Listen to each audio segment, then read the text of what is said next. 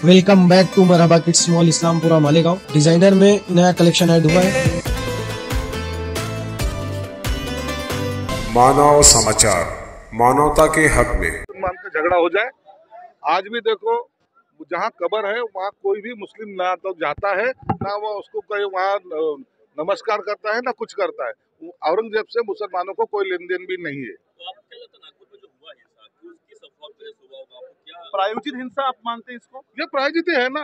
ये हिंदू मुस्लिम में दंगल करवाने की कोशिश जो है ये महाविकास आघाड़ी ने की है। ये लगता है कि नागपुर में शुरुआत जानबूझ के किया गया, क्योंकि सीएम विकास योजना है नागपुर में, इसलिए किया गया। जानबूझ के उनको ये बात फैलानी थी। नागपुर का इधर क्या संबंध था, वहाँ क्यों हुई, कौन कौन इसके पीछे था, इसकी सबकी तहकीकात होगी। मुख्यमंत्री उसके ऊपर निर्णय भी लेंगे। असं म्हणणं आहे की कालची घटना ही महाविकास आघाडीने घडवून आणली। महाविकास आघाडीचंच काम आहे। और ज्या ठिकाणी कबर आहे त्या ठिकाणी कोण जात आहे? एकही मुस्लिम गेलाय का? कोणी विरोध दर्शवलाय का? कोणी मोर्चे काढलेत का? कोणी आंदोलन केलंय का? काही नाही, त्यांना गरज नाही। त्यांना ते स्वतः म्हणतात की औरंगजेब काय हा आमचा राजा नाही किंवा आमचा दैवत नाही। त्याला काढलं तरी त्यांचा कुठेही विरोध असल्याचं काही कारण पण नाहीये। असं म्हणताय की ती जर महाराजांचा इतिहास जो आहे तो पुसला जाईल, कसं पाहताय?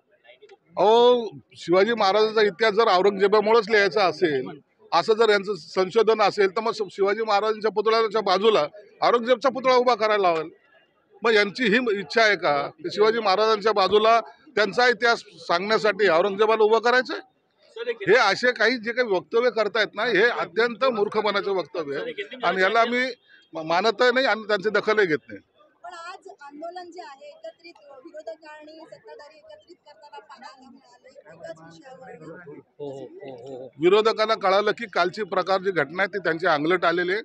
सत्ताधारी म्हणून सुद्धा आम्ही त्याचा निषेध केलेला आहे आणि आम्हाला या महाराष्ट्रामध्ये कुठेही दंगल नको। शिरसाटजी सत्तेमधलेच मंत्री आहेत, नितेश राणे, त्यांच्या वक्तव्यामुळे या सगळ्या गोष्टी घडतात असं नाही। नितेश राणे असेल किंवा कोणी असेल त्यांच्यामुळे काही घडत नाहीये। सर्वांची भावना आहे औरंगजेबची कबर तिथे नको। राजीनाम्याची मागणी केली, हक्कलपट्टी अशा मागण्या करण्याने काही होत नाही। मात्र अशा ज्या घटना आहेत त्या वारंवार घडत आलेल्या आहेत। सोलापूरकर असतील, ते पत्रकार कोरटकर असतील, अशा वारंवार घटना एक होत आलेल्या आहेत। हे जाणून बुजून जे काही घटना घडतायत ना, याला फक्त महाविकास आघाडी त्याला हवा देते। या शहरामध्ये किंवा या राज्यामध्ये कुठेही अशांतता वाढीस लागावी हा त्यांचा हेतू आहे आणि मुळामध्ये महायुतीचं सरकार त्याला पुरेपूर दखल घेत आहे आणि त्याच्यावर कारवाई सुद्धा करत आहे।